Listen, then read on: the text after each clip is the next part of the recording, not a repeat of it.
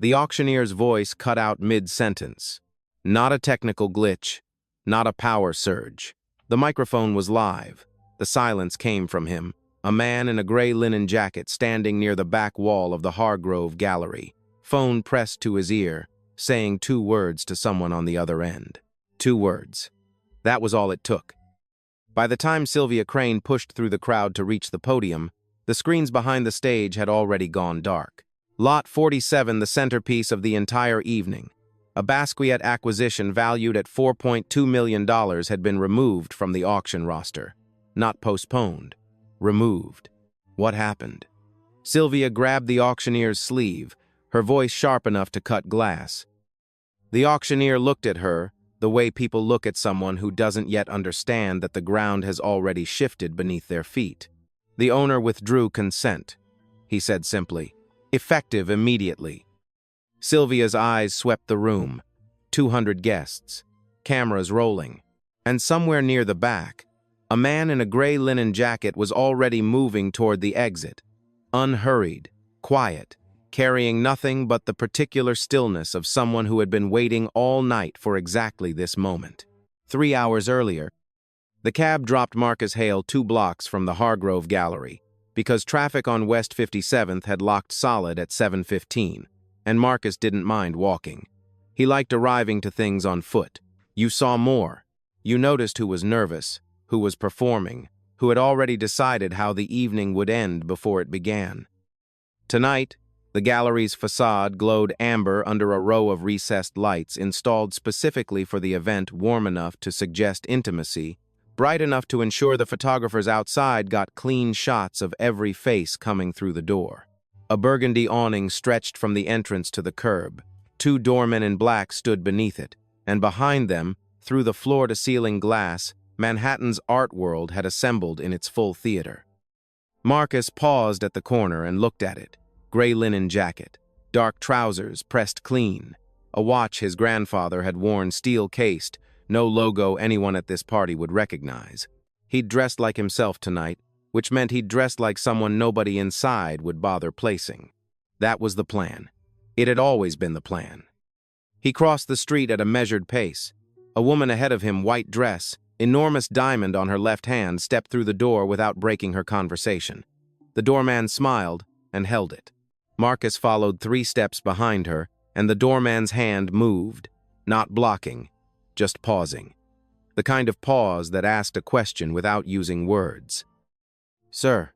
The doorman's eyes moved across Marcus from shoulder to shoulder. "Delivery access is through the loading bay on 56th. You'll want to check in with—" "I'm a guest," Marcus said. His voice was level, not irritated, just accurate. The doorman's expression didn't shift much, but something behind it recalibrated.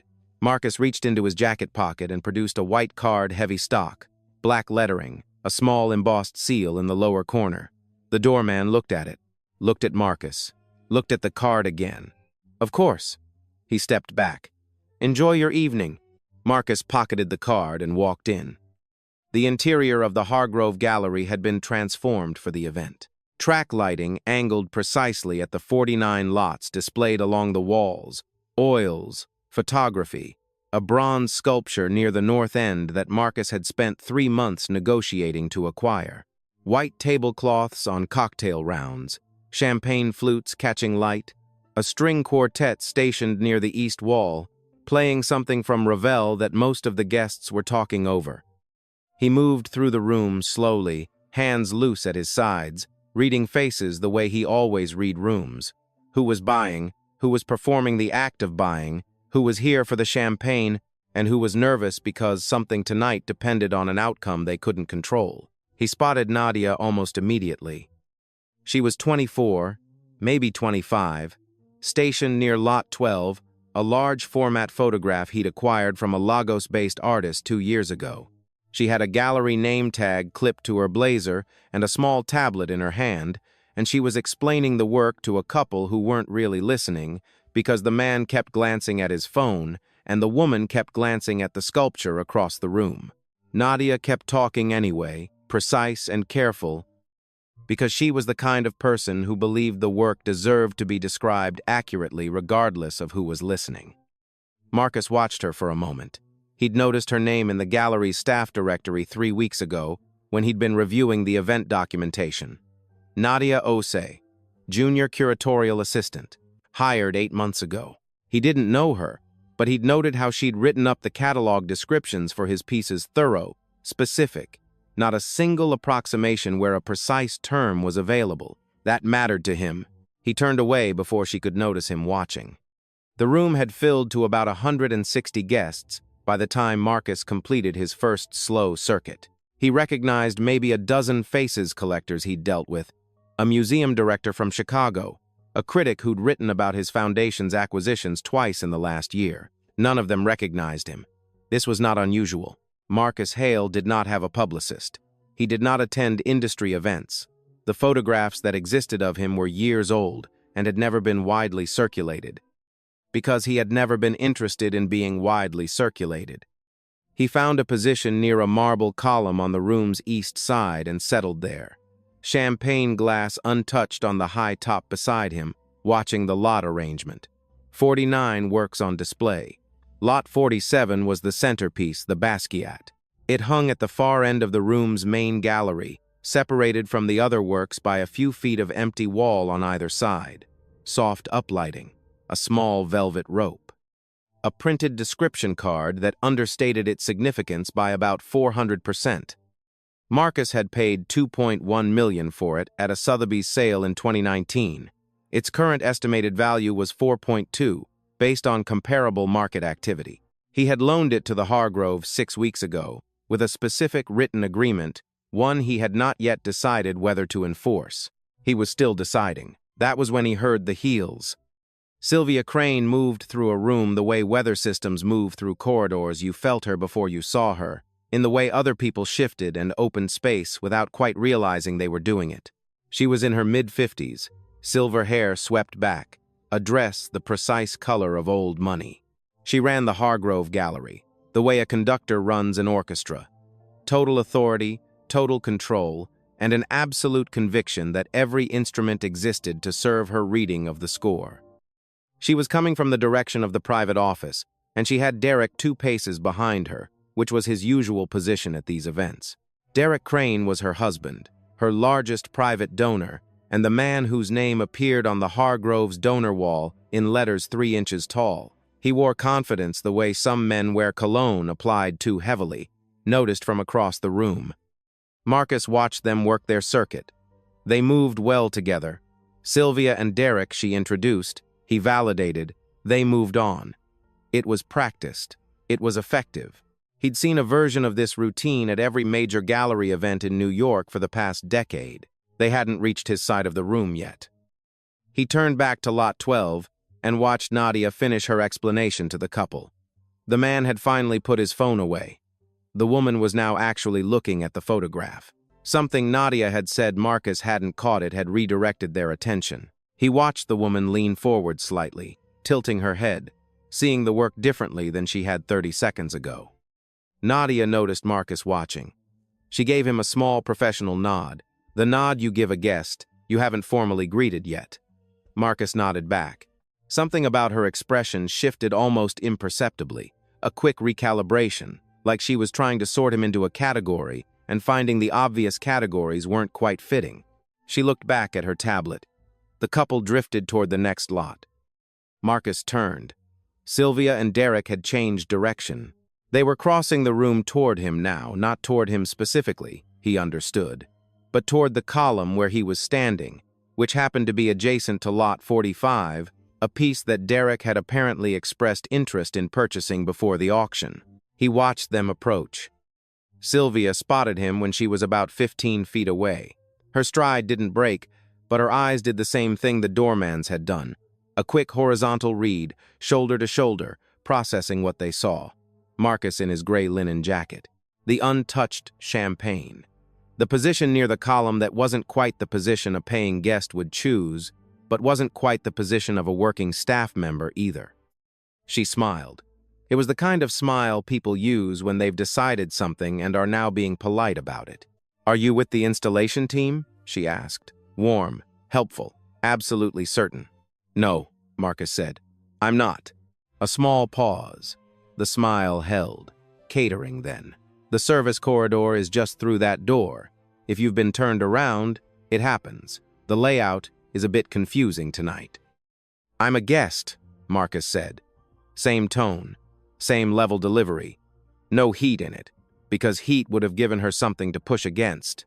Sylvia's smile didn't falter, but her eyes moved once quickly to Derek. Derek made a sound that wasn't quite a laugh. A guest. Derek's eyes traveled down Marcus's jacket and back up. Right. The foundation table is over by the west wall. That's usually where the community partnership seats are, from the outreach program. The community partnership seats. Marcus filed that phrase carefully away. He looked at Derek for a moment, then back at Sylvia. I'll find my way, he said simply, and turned back toward Lot 12. He heard Derek say something low to Sylvia as they moved on. He didn't turn around. There was no point in turning around. He stood at Lot 12 for another 90 seconds, looking at the Lagos photograph, a woman standing in a market, her back to the camera, surrounded by color, that the photographer had captured with a patience and a precision that still moved Marcus when he looked at it. He'd bought it because of exactly that quality. The patience in it. He breathed once. Slow. Then he took out his phone and sent a 2-word text to a number he'd been holding in reserve all evening. Stand by. The auction was scheduled to begin at 8:30. By 8, the room had swelled to its full capacity, just over 200 guests, packed into a space that felt intimate at 150 and theatrical at 200. The string quartet had been replaced by recorded ambient music that no one had chosen to replace it with, just a default that kicked in when their set ended, and no one had turned it off because everyone was too deep in their own conversations. Marcus had moved twice since Sylvia and Derek left him by the column. He was now positioned near the north end of the room, close to the bronze sculpture, which gave him a sight line across the full length of the gallery. From here, he could see Lot 47 at the far end, the Basquiat, still lit, still waiting, and he could see the podium, and he could see the door to the private office where Sylvia had disappeared 20 minutes ago to make calls. He could also see Nadia. She was alone at a service station near the wall, updating something on her tablet, and she had the particular quality of stillness that people have when they're aware something in the room is slightly off, but can't identify what. She'd glanced at Marcus 3 times in the last half hour. Not in a hostile way. In the way people glance at something that doesn't parse cleanly. Marcus decided this about Nadia. She was the kind of person who noticed things and then took the noticing seriously. That was rarer than people thought. The doors to the private office opened, and Sylvia came back out with 2 men. Marcus recognized Hargrove board members, both of them, one of whom had been on the board for 11 years and the other for 6. They were talking low and fast, the way people talk when a number has come in above expectations. The gala had already raised $1.4 million in direct donations before the auction even started, according to the brief the gallery had sent Marcus 3 weeks ago. They were projecting the auction itself to push the total to $8 million. Lot 47 was supposed to carry most of that weight. Derek intercepted Sylvia near the podium. He put a hand on her elbow, proprietary, comfortable, and leaned in to say something that made her laugh. The laugh was the real one, Marcus noticed. Different from the smile she'd used with him, her guard came down slightly when Derek was close, which told him something about their dynamic that he already suspected. He looked away. A man materialized at Marcus's right shoulder. Heavy build, dinner jacket, the look of someone who'd had 2 drinks too many and was now interested in conversation. Fantastic piece. The Busan. He nodded toward the sculpture. Not getting much attention tonight, which is either a shame or an opportunity, depending on your position. It's a Busan Miller, Marcus said. The attribution is contested, but the evidence points that way. The man blinked. You follow the sculptor? I follow the market. Marcus paused. And I like the work. The man introduced himself, some name Marcus didn't retain, and launched into a monologue about his collection, which apparently lived in his 3rd home in Scottsdale. Marcus listened with one ear and watched the room with both eyes. Across the space, Derek had moved away from Sylvia and was now approaching the far corner where a younger woman in a red dress was looking at Lot 43, a large oil that Marcus had flagged in the catalog as technically undervalued by about 20%. The man in the dinner jacket was still talking. Marcus nodded at intervals. Then he saw it. A server passed Derek with a tray of champagne flutes. Derek took one, looked toward the sculpture, and his eyes crossed the space and landed on Marcus. Something shifted in Derek's expression recognition, but not the right kind. The kind that says, "I know what you are," not who. Derek handed his glass off to a passing guest who hadn't asked for it, and started toward Marcus. Marcus turned to the man in the dinner jacket. "Excuse me." He stepped away from the column, not to avoid Derek. There was no avoiding Derek in a room this size, but because he wanted the meeting to happen in open space, with people around, not tucked in a corner. He moved toward the center of the room, near a cocktail round, where 3 women were debating the merits of Lot 31, and stopped there, unhurried. Derek reached him in 30 seconds. He had a server with him. The server hadn't chosen to accompany him, exactly, but had been redirected with a look and a gesture, and was now standing slightly to Derek's left, holding a tray, uncertain why. "I want to make something clear," Derek said, not as an opening. As a correction to something that should already have been understood.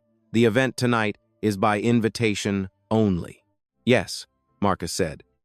"Your name is Derek," glanced at the server, who had nothing to offer. Someone clearly made a mistake somewhere in the ticketing. "Someone did," Marcus said, and the specific weight of that agreement made Derek pause for half a second. "I think it would be best," Derek said, recovering, "if you spoke with our events coordinator. She can sort out a donation arrangement through the foundation program. We have a very good—" "Derek." Sylvia appeared from his left, her hand finding his arm smoothly, a practiced interception. She'd seen the conversation from across the room and come to manage it. Her eyes went to Marcus once, brief and cool. "Is there a problem? Our friend here seems to have found his way in through an incorrect ticket," Derek said. Sylvia's expression shifted into the particular setting she reserved for situations that needed to be resolved quietly and quickly, which was the setting she wore most of the time. She looked at Marcus with the professional warmth of a woman who had spent 30 years managing difficult situations by making them feel like they weren't situations at all. "I appreciate you joining us this evening," she said. Her voice was exactly the right temperature. "However, I do need to confirm your registration before the auction begins. It's just a formality. We want to make sure you're at the right table and—" "I don't have a table," Marcus said. "I don't need one." The warmth in Sylvia's expression cooled by precisely 1 degree. "I'm sorry? I'm here for Lot 47, he said. "That's all." Something moved across Sylvia's face, a flicker of calculation, quick and sharp. Lot 47 was the Basquiat. The Basquiat was the centerpiece of the entire evening. Guests who arrived specifically for Lot 47 were not catering staff who had wandered in through a misdirected door. But the calculation lasted only a second, because the other thing, the thing she'd already decided when she saw him standing by the column, was stronger than the calculation. It was a reflex, the kind people don't know they have until they've already acted on it. "Sir." Her voice dropped in a way that wasn't rude but was definitive. "The pieces on display tonight belong to private collectors who have entrusted them to this institution. I'm not in a position to allow anyone on the floor whose credentials aren't confirmed. Lot 47, Marcus said carefully, belongs to the Hale collection." The name meant nothing to Sylvia. He could tell because her expression didn't change. He watched that land, felt the small weight of what it meant that in 30 years of running one of New York's most prominent galleries, she had processed the paperwork on his loan agreement, had signed the documentation, had displayed the piece under the terms he'd set, and had never once looked up the name attached to it carefully enough to know who she was dealing with. He said nothing else. Sylvia made a decision. "Derek, would you mind calling security just to confirm the guest list?" Derek was already reaching for his phone, and that was the moment Nadia moved. She'd been 6 feet away. Marcus had clocked her without acknowledging it, and she'd been standing very still in the way people stand when they're deciding whether to speak. She stepped forward now, tablet in hand. and her voice was level, but her jaw was set in a way that told Marcus she understood exactly what she was walking into. "Mrs. Crane," Nadia said. "I just pulled up the confirmed guest registry." She turned the tablet slightly, not toward Derek, not toward Sylvia, just angled so the information was visible without being performed. Marcus Hale. Confirmed invitation. Owner of record on loan agreement, Hargrove Gallery, lots 46, 47, and 48. 3 lots, not 1. Sylvia's eyes went to the tablet, went to Nadia, went to Marcus. The silence that followed lasted about 4 seconds, which is a long time in a room full of 200 people having other conversations. "I see," Sylvia said. Her voice was exactly even. "Thank you," Marcus said to Nadia. Not loudly, not for the room, just between them. Nadia gave him the same professional nod she'd given him an hour ago. But something in her eyes was different now, sharper, and a little careful, the way a person looks when they've just understood something significant and are still working out what it means. Derek's phone was back in his pocket. His expression had gone through several adjustments and landed on a smile that didn't reach anything above his chin. "Well," he said expansively, like he could fold the moment back into the evening's natural fabric. "That's of course. Marcus. Delighted to have you." Marcus looked at him. "I'm sure," he said. He turned and walked back toward the north wall. 3 guests near the cocktail round had been listening. Marcus could tell from the way they re-angled their conversations the instant he moved away. Not away from the topic, but back to it, in lower voices. He caught one phrase from the woman in the black dress as he passed. Didn't even recognize him, in front of everyone. He kept walking. At the north wall, near the bronze, he took out his phone and looked at the screen. No new messages. He put it back in his pocket. He had exactly 94 minutes before the auction began. He was still deciding. He looked at lot 47, the Basquiat, lit and waiting at the end of the gallery. He thought about what Sylvia's face had done when she heard the words Hale Collection and felt nothing. Not guilt, just calculation. Even now, she was probably recalibrating, figuring out how to manage him, how to smooth this over, how to get through the auction without him creating a problem. She hadn't once considered that she might have already created one. That was the thing about decisions made from reflex. By the time you understood what they'd cost, the cost was already posted. Marcus breathed. He thought about the Lagos photograph on lot 12 and the precision in the way Nadia had described it to the couple who weren't listening.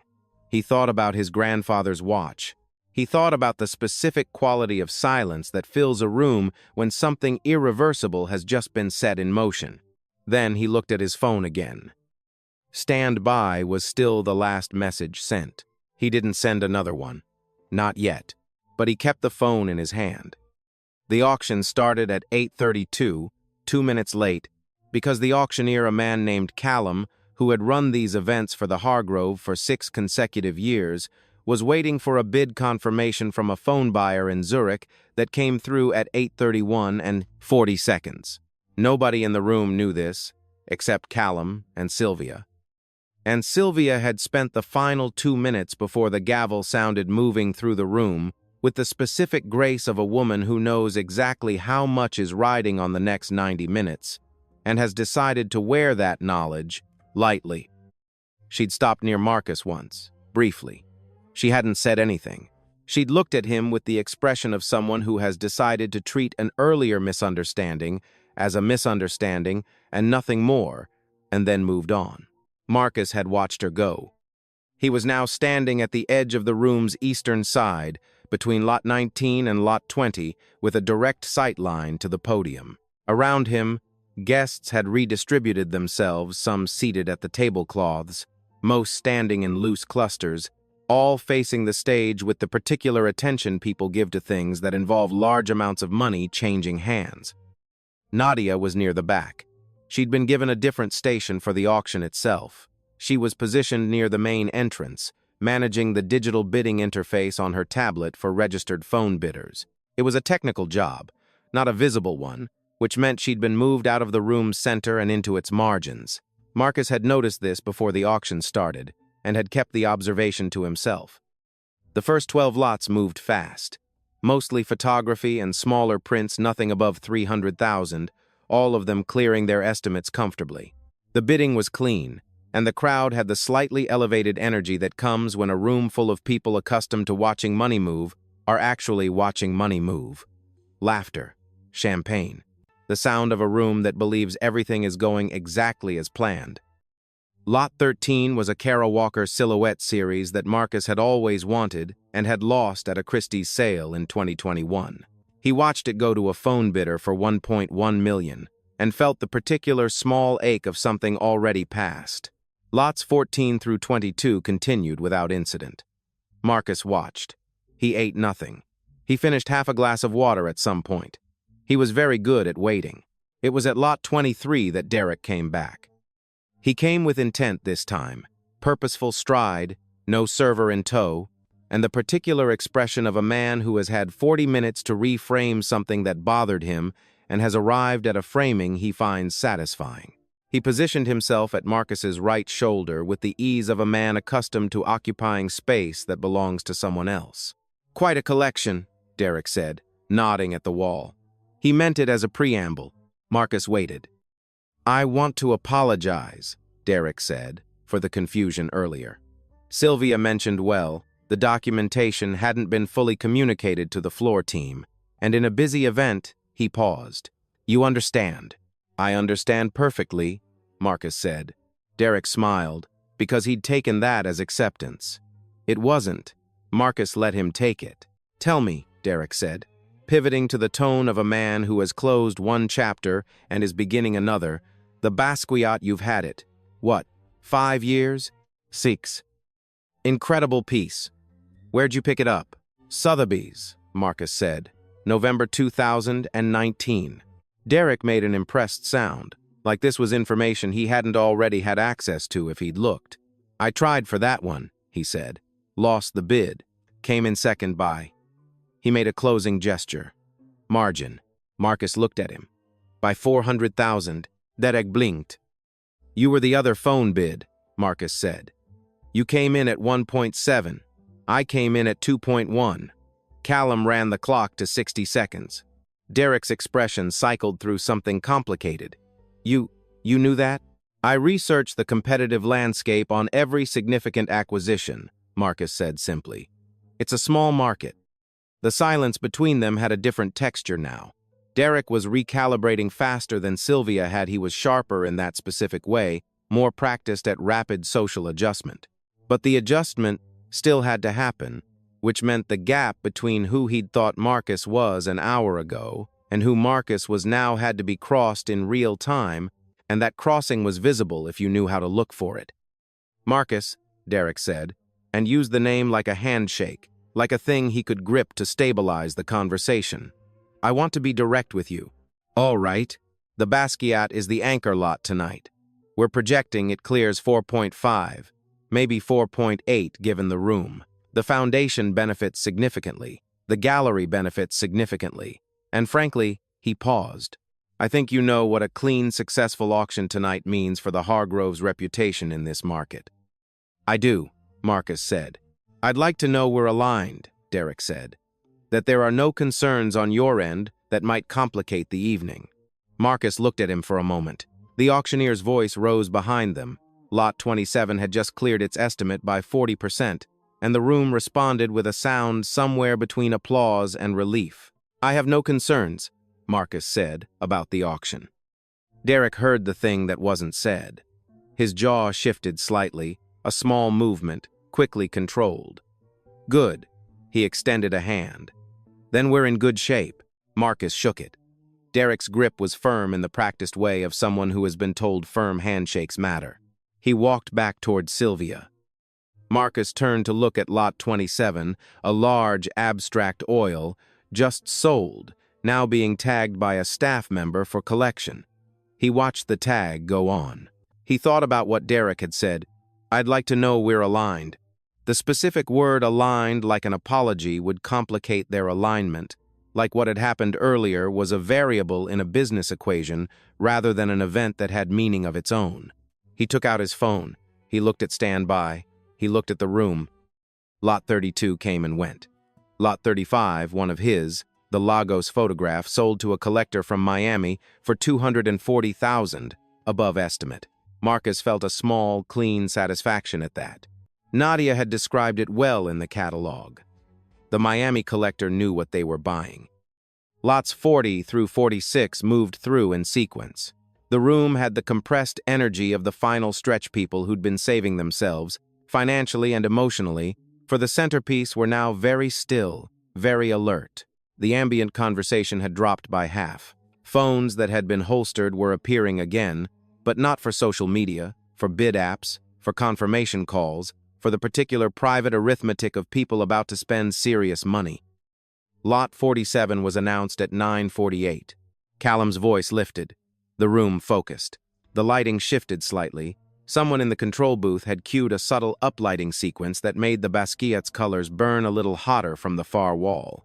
It was a good effect. Marcus had noticed it in the technical plan and had approved it. The opening bid was set at $2.4 million. A hand went up immediately, a man 3 rows left, no hesitation, the body language of someone who'd decided his number before he walked in tonight. Another bid came from the phone Nadia's channel, Marcus noted, watching her touch the screen on her tablet and relay the number to Callum in a quick, clean sequence. She was good at the technical side. Focused. 2.6, 2.9, 3.1. The room was very quiet now. The bids moved in 100 to 1,000 increments, and each one landed in the silence like a stone in still water. 3.4, 3.6, 3.9. A third bidder entered someone near the back wall Marcus hadn't noticed before. A woman in a dark blazer with the settled attention of a person who does this regularly. 4.1 million. One hand dropped. The phone bid from Nadia's channel held. 4.2, 4.3. The woman in the dark blazer. 4.4. Phone bid. 4.5 million. Callum let the clock run. 20 seconds. 30. The woman in the dark blazer didn't move. The phone line stayed open through Nadia's tablet. 40 seconds. Then something happened that wasn't in any plan. Derek stood up from his seat at the center table. He raised his paddle. 4.7, he said clearly, into the room's silence. A murmur moved through the space, not at the number, but at Derek. Because Derek Crane was the gallery's largest donor, he wasn't supposed to be a bidder. The ethics of it were complicated, not illegal, but the kind of thing that created whispers. Sylvia's face, from her position near the stage, went through 3 expressions in about 2 seconds. The third one was the one she kept. The phone bid didn't respond. The woman in the dark blazer sat back slightly. 4.7. Callum let the clock run. 30 seconds. Marcus looked at the Basquiat from across the room. He thought about November 2019. He thought about the specific quiet of the Sotheby's room when the hammer came down. He thought about what the work had meant to him when he first saw it. Before it was an asset, before it was a loan agreement, when it was just a piece of art that had made him stand very still in front of it for a long time. 4.7 million, hammer approaching, clock running. And then Callum's voice, steady, neutral, the voice of a man who treats 8-figure transactions like weather reports, said the words that would define the rest of the evening. Sold. At 4.7 million, too. Marcus's phone buzzed. He looked at the screen. One message, not from his team. From a number he recognized as the Hargrove Gallery's main office line, a message that should not have been possible from that line, because that line was administrative, not personal, and no one from the Hargrove had his direct number except the person who had handled the loan documentation 6 weeks ago. The message read, "Mr. Hale, I need to speak with you immediately. I think something is wrong. N. Osei." Marcus looked up from his phone. Nadia was across the room, tablet in hand, and she was looking directly at him. The hammer came down on lot 47, and Marcus felt, with the precision of a man who has been watching a thing approach for a long time, the exact moment when a decision that had been pending all evening stopped being pending. He found her in the service corridor behind the east wall, where the gallery's infrastructure cable runs, lighting controls, a rolling rack of white-gloved handling equipment lived out of sight of the event floor. Nadia was standing near the lighting panel with her tablet clutched to her chest. and she had the look of someone who had made a decision and was now on the other side of it. "Thank you for coming," she said. Her voice was steady, the composure of someone holding something that might shatter. "What did you find?" Marcus said. Nadia turned the tablet toward him. On the screen was a document he recognized immediately, the loan agreement between the Hale Collection and the Hargrove Gallery, executed 6 weeks ago. His signature on page 12. Standard terms on pages 1 through 8. Page 9 was not standard. "It was filed as an administrative addendum," Nadia said. "I processed the original paperwork when I was hired, but I wasn't the one who filed the addendum that came through 6 weeks later, after the original execution. I only found it tonight because I was cross-referencing the insurance documentation and the file numbers didn't match." Marcus looked at page 9. "The addendum transferred auction precedes distribution in a way that was not in the original agreement. The standard split 60% to the lending collector, 40% to the gallery for foundation expenses had been altered. Under the addendum, 80% of Lot 47's proceeds would remain with the Hargrove Foundation's operating fund, with the remaining 20% disbursed to the lending collector." The lending collector. The Hale Collection. Marcus. At $4.7 million, that would mean Marcus received $940,000. Under the original agreement, he would have received $2.82 million. The difference was $1.88 million, routed to the gallery's operating fund where, based on the fund's structure, a significant portion would flow to the foundation's board discretionary accounts. Derek Crane chaired the foundation's board. "When was this addendum filed?" Marcus asked. His voice hadn't changed. 8 weeks ago." Nadia looked at him carefully. 2 weeks before the loan agreement was executed. Marcus processed this. The addendum had been backdated. Filed before the original agreement, time-stamped after. A document designed to look like a supplementary clause that had simply been missed in the signing process. If Nadia hadn't been cross-referencing insurance files on the night of the auction itself, it likely would have been discovered only after proceeds were disbursed, by which point the path to recovery would have been long and expensive and uncertain. He looked at Nadia. She'd found this on her own, on a night when she could have been doing her job and nothing else. She'd noticed the inconsistency, traced it, pulled the files, understood what she was looking at, and then sent a message to a man she'd known for approximately 4 hours. "You know what this means," he said. Not a question. "Yes," she said. She meant the addendum, but also the other thing, the thing that happened to people who found documents like this and acted on what they found. "Are you sure you want to be the one who brought this to me?" Nadia's jaw set in that way it had when she'd stepped forward earlier. "I'm the one who found it," she said simply. "So yes." Marcus looked at the tablet for another 3 seconds. Long enough to be certain he'd seen everything he needed to see. Long enough to think about the specific shape of what came next. He straightened. "I need to make a call." He stepped 2 paces down the corridor and dialed.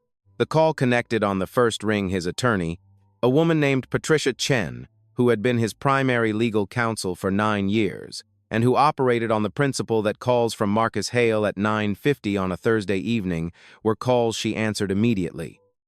"I need you to freeze Lot 47's disbursement," Marcus said. "And I need you to pull the full transaction history on the Hargrove Foundation's operating fund, specifically any amendments or addenda filed in the last 90 days. And call the Hargrove's board chair, not Derek Crane, the independent chair, tonight." "I can have the freeze in place in 15 minutes, Patricia said. "The board contact will take until morning. The freeze tonight. The rest tomorrow is fine." He ended the call, looked back at Nadia. "You should document what you found," he said. "Screenshots, file numbers, the time-stamp discrepancy. Don't send it to anyone inside the gallery yet. Just secure it." Nadia was already doing it, moving through screens with the efficiency of someone who'd anticipated this instruction. "I know what I found," she said, without looking up. "I want to make sure it holds." "It will." She looked up at that. "You're very calm." "I've been watching this room all night," Marcus said. "I had a sense the evening wasn't going the way anyone was expecting." "Including you?" He considered this honestly. I knew the loan terms had been misrepresented, he said. I didn't know the mechanism. This. He nodded at the tablet. This is more specific than I was prepared for, but it doesn't change the outcome. A murmur of distant applause filtered through the wall. Lot 47's hammer had come down 15 minutes ago. The auction was moving through whatever remained of the catalog. On the other side of that wall, 200 people were watching numbers climb, believing the evening was a success. What happens now? Nadia asked. Now I walk back out there, Marcus said. He did. The room had the loosened energy of an event moving toward its close.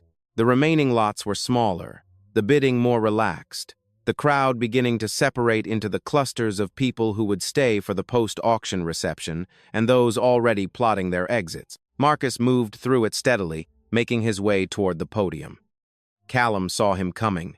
Something in Marcus's face or posture, the particular quality of a man moving with intention through a room full of people moving with none, made Callum lower his gavel and step slightly to the side. Marcus leaned in close. He said one sentence.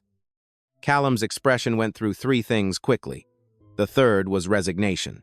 He pressed a button on the podium's audio panel, spoke one sentence into a headset, and set the gavel down with the careful precision of a man putting something fragile in a safe place. The screens behind the stage went dark. All of them, simultaneously, in the middle of a bid count on Lot 48. The room noticed. The room went quiet. Marcus stepped back from the podium. He didn't take the microphone. He didn't raise his voice. He looked across the gallery, across the white tablecloths, and the crystal and the 200 faces all turning toward the stage, toward the darkened screens, toward the specific blankness where certainty had been 30 seconds ago, and he found Sylvia. She was already moving. She covered the distance in 10 seconds, heels precise on the gallery floor, 2 board members in her wake, and she arrived with her voice at a low controlled frequency that was the professional equivalent of a scream. What have you done? I've withdrawn consent for the disbursement of Lot 47's proceeds, Marcus said. Under Section 14 of the original loan agreement, the standard section, not the addendum. Something moved across Sylvia's face. The addendum is part of the signed documentation. The addendum was time-stamped 2 weeks before the original agreement was executed, Marcus said, and the disbursement split it describes doesn't appear in any version of the document I signed. He paused. Patricia Chen has already contacted the New York Arts Foundation's compliance office. They'll have the filing discrepancy documentation by morning. Sylvia's face went still. The professional composure didn't break. Exactly, it was more like the room behind it emptied out, leaving just the surface. Derek arrived from the left. He'd clearly seen the screens go dark from his table and had spent 30 seconds processing what it meant before walking over, and the processing had not been kind to his expression. Sylvia, what's happening? Ask your foundation board chair, Marcus said to him, the independent one. Derek's eyes shifted to Sylvia, then back to Marcus.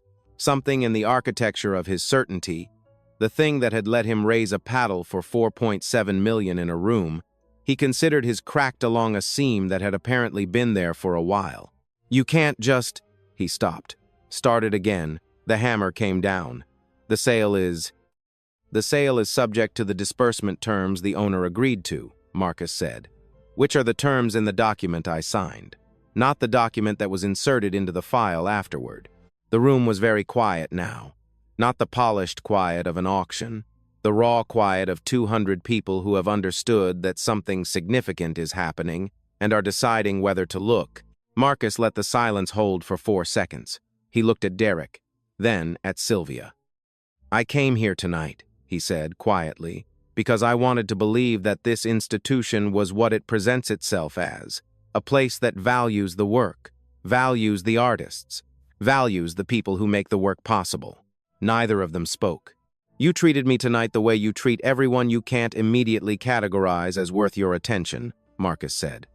That's a habit. I understand habits. What you did to the loan documentation... He paused. That's a different category of thing. Sylvia's voice was very careful. Marcus. If there has been an error in the filing, a clerical issue that can be corrected through... It can be corrected through the compliance process that's already started, Marcus said. My attorneys will be in contact with the board in the morning. Tonight, Lot 47 stays on hold. He turned. From across the room, he saw Nadia standing near the entrance. She had her tablet. She documented everything. She gave him no signal, just stood there with the stillness of someone who had done what they believed was right and was now waiting to learn what that cost. Marcus crossed the room. The crowd parted not from ceremony, just from physics, people stepping back from the path of something moving with purpose. He stopped beside her. "Thank you," he said. She nodded once. "I would have wanted someone to tell me," she said. He looked at her for a moment. "You should send those screenshots to your personal email, just in case." "Already sent." He almost smiled. "Good." He walked to the gallery's main exit. The cold air of West 57th met him at the door, clean and sharp after 3 hours inside. He stood on the sidewalk for a moment, his grandfather's watch catching the streetlight, and he looked back through the glass at the gallery interior, at the screens, still dark, at the crowd still processing, at Sylvia and Derek in conference with 3 board members, their faces moving through the stages of a conversation that was going to last a long time. He took out his phone, sent one message to Patricia. "Confirm freeze is in place." The reply came in 40 seconds. "Confirmed. Legal will be with board chair at 9 a.m. He locked the screen. A cab appeared at the corner. Marcus raised his hand. Behind him, through the glass, the Hargrove Gallery's most successful event in 3 years continued to unravel with the particular slow certainty of something that had been constructed on a foundation that wasn't what it claimed to be. He got in the cab, gave his address, said nothing else. The city moved past the windows, indifferent and bright. The Hargrove story broke on Friday morning, which meant it broke in 3 waves. The first wave was Art Press, a brief on the ArtNet newswire at 7:42 a.m., citing significant irregularities in auction documentation at the previous evening's charity event. Careful language. No names. The kind of phrasing that tells people who know the industry exactly what to read between the lines. The second wave was the clip. Someone at the event, Marcus didn't know who, hadn't tried to find out, had been recording on their phone during the altercation near Lot 23, when Derek had approached him with the server in tow, and again near the podium when the screens went dark. The clip was 93 seconds long. It showed Derek's body language during the earlier exchange, the look, the way he'd gestured toward the service corridor without using words, the particular contempt that is most legible when a person doesn't know they're being recorded. It showed Marcus's stillness, and it showed, in the clip's final 20 seconds, Derek's face when the screens went dark. The progression from confusion to understanding to something that couldn't be described except by the word caught. The caption, when the clip circulated, read, "Man assumed to be staff at Hargrove Gala owns collection that anchored the auction. Asked to use the service corridor. Gallery chair's bid just froze.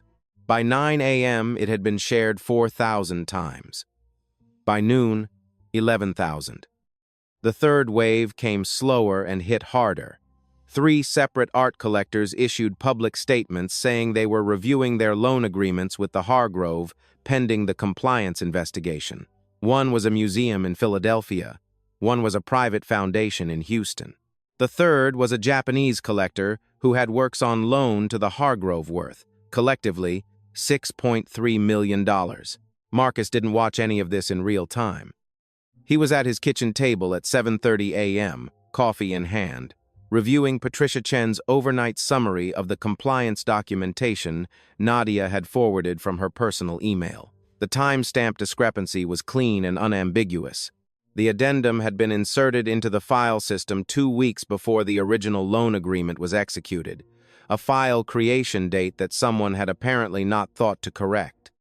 The alteration to the disbursement split was documented in Patricia's summary in 2 columns, what Marcus had signed and what the addendum claimed he had signed. He read through it twice. Then he set the summary down and drank his coffee. At 9:15, Patricia called. "Board chair made contact at 9:03, she said. "Sylvia Crane has been placed on administrative leave pending investigation." Derek Crane has resigned from the foundation board, effective immediate.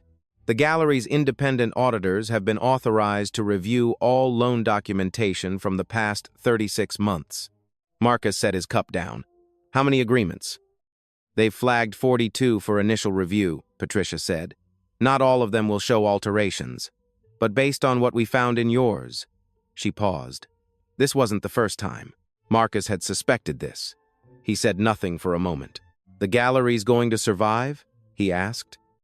The institution? Probably. Patricia's voice was measured. It depends on what the audit finds in the other 41 agreements. The board is committed to making affected parties whole. There's enough in the operating fund, it turns out, to do that. Another pause. Because the operational fund is quite large. Yes, Marcus said. It is. Your disbursement will be corrected to the original terms, Patricia continued. 2.82 million, once the hold is cleared. I'm expecting that by end of next week. Thank you, Patricia. He ended the call, sat with his coffee. Outside the window, the street was ordinary, a delivery truck double-parked. A woman walking a dog with the distracted patience of someone who has done this exact walk 1,000 times, a man unlocking a hardware store 2 buildings down. He stayed at the table for a while. He was thinking about something Nadia had said in the service corridor. I would have wanted someone to tell me. He turned that over. It was a simple sentence. It was the entire moral logic of what she'd done, compressed to 8 words. She didn't help him because of what he owned or what he could do or what correcting the situation would mean for her.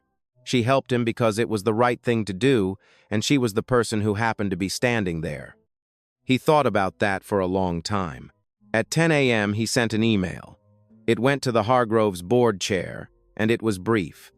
He had a proposal for the institution's recovery process that he'd like to present in person, not as a donor.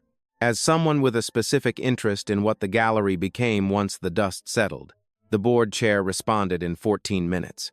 We would welcome that conversation. 3 weeks later, the Hargrove announced 2 things simultaneously. The first was the conclusion of its internal audit, which had identified 11 loan agreements altered through the same addendum mechanism. All 11 affected collectors had been contacted. 9 had accepted the gallery's offer of full corrected disbursement plus interest. 2 were in ongoing legal negotiation. Derek Crane was separately under investigation by the New York Attorney General's office. Sylvia Crane had resigned permanently. The second announcement concerned the gallery's new interim curatorial director, effective immediately, appointed by a unanimous board vote, Nadia Ozei. She was 24 years old and had been employed at the Hargrove for 8 months and 2 weeks. The announcement noted her exceptional commitment to documentation standards and her demonstrated integrity under pressure. It said nothing about a service corridor on a Thursday evening, or a cross-reference discrepancy in an insurance file, or a text message sent to a man she'd known for 4 hours. Marcus read the announcement on a Tuesday afternoon in his office, where Lot 47, the Basquiat, was back on his wall, not loaned out, not on the market, just home, where he could look at it when he was thinking about something difficult. He read the announcement twice. Then he set his phone down and looked at the painting for a while. He thought about the room 3 weeks ago, the amber uplighting, the quartet playing Ravel that no one listened to, the moment when the screens went dark and 200 faces turned toward a silence they hadn't expected. He thought about Derek's hand on a champagne paddle. He thought about a doorman reconsidering his posture, and a server redirected against his will, and a smile that asked him to use the service corridor. He thought about how none of it had changed what he owned. How none of it had changed what he knew. How the only thing that mattered, the only thing that had ever mattered in rooms like that, was whether the person standing next to the column had the patience to let the evening reveal itself at its own speed. His phone buzzed.